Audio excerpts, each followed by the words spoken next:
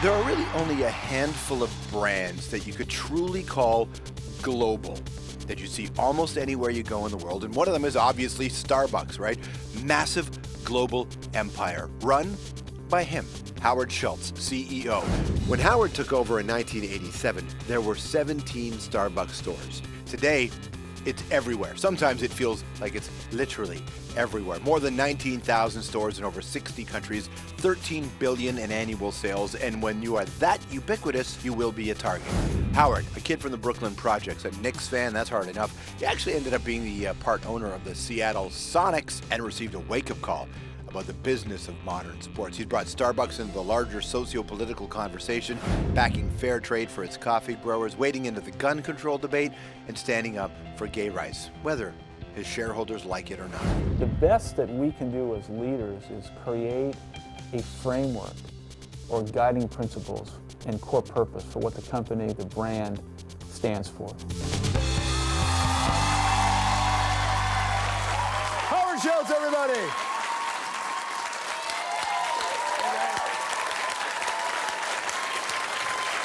Thank you. You're welcome. Thank you very much. Hi. Thank you. Great. So, I mean, there's so many things to talk about with you, and I'm excited to get into most of them. But the biggest one is, being a leader now, is it what you thought it would be when you first got into this gig? No. I think the responsibility of leadership today is very different than perhaps it was even 10 years ago. Mainly because most things that our parents taught us to believe in, unfortunately, have let us down.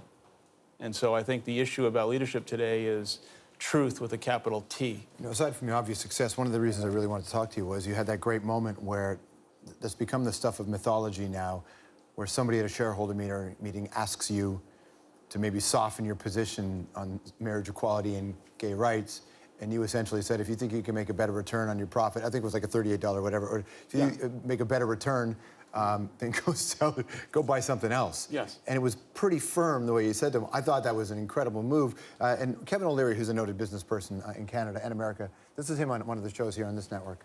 When you get involved in political or social or religious debates, you're not serving the ultimate role you have, which is to enhance shareholder value.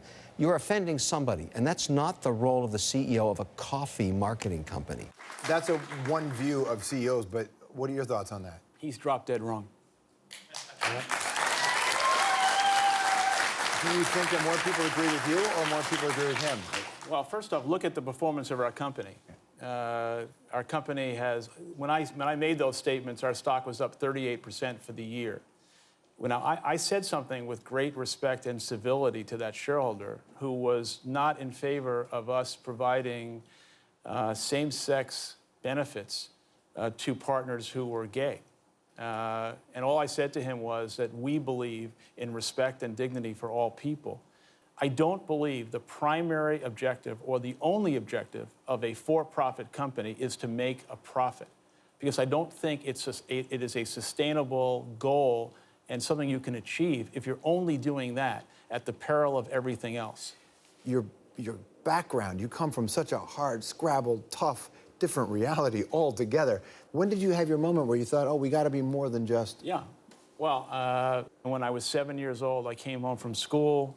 My father was laid on a couch with a cast from his hip to his ankle.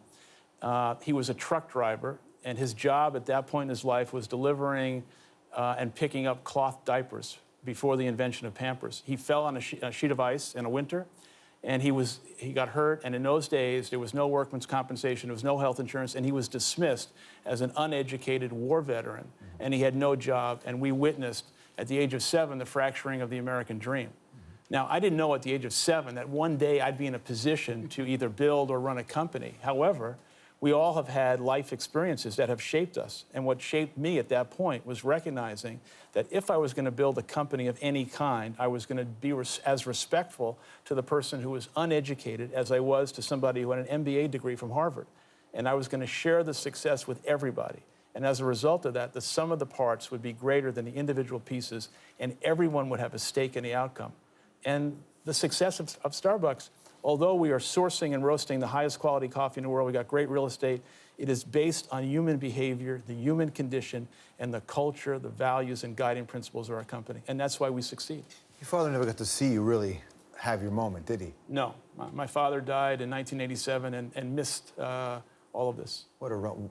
He would have really loved this, wouldn't he? He would have thought it was some movie that William Shatner was in. Exactly. Well cast. It would have been a well cast movie. Speaking of war, what does the number 332 mean to you? 332. You have really done your homework. In 1970, I was approaching a senior in high school, and that was during the Vietnam War. And the first 125 lottery picks went to Vietnam. And I sat in front of the television with my mother, and my number was 332. How did you know that? Very good, man. Your people are good. Well, here's the thing, right? It's most people don't understand what men of your age, what they felt. Mm-hmm. Like that idea of like 327, I believe, was George W. Bush and also Sylvester Stallone. They were both 327, just as Oliver Stone was in the top, and that's where Oliver Stone went. But it was just, what was that like sitting with your mother and that's being called? My mother started crying, and we got to 100, and she was just freaking out. And, you know, life can be a series of near misses, and that was a near miss. I would have gone to Vietnam, and who knows what would have happened. Do you look at a company like Apple post Steve Jobs, and they're finding their way? Do you look at BlackBerry? What would you do with BlackBerry if you were said, hey, parachute in? I think when you're dealing with technology, which I think trumps everything in relationship to a seismic change in consumer behavior, if you fall that far behind in that category, I think they're in deep trouble. And I'm no messiah. I can't go in there and change companies. This is a team sport, and we've got a great team, and we've won because of that. Do you have an idea of what, if someone had said to you, like if the president had brought a bunch of big, successful business leaders, you, Jeff Bezos, a bunch of guys, Steve Jobs at the time, said Detroit's in trouble, the car business is in trouble, what kind of advice would you give? I would have enjoyed that challenge, actually, because having gone to school in Michigan and seeing the plight of Detroit, Michigan, it's tragic to see an American city in that position.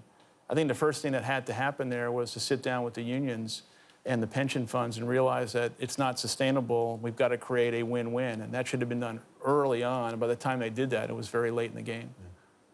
Is that something you're looking for? Maybe you guys can buy Ford or something. Ford is actually doing very well. They didn't take the bailout, though, right? No, they didn't. They were the one that didn't take the bailout, and they've managed to be okay. And great CEO in Alan Mulally, good friend of mine. Do you guys CEOs just sort of gather and share secrets? Do you have a club? Not in red chairs. Not in red chairs? We'll organize a gathering. You can finally all meet each other. Okay. A real pleasure. Thanks for your time. Oh, thank you. Thank you very much. Howard Schultz, CEO of Starbucks. We'll be right back.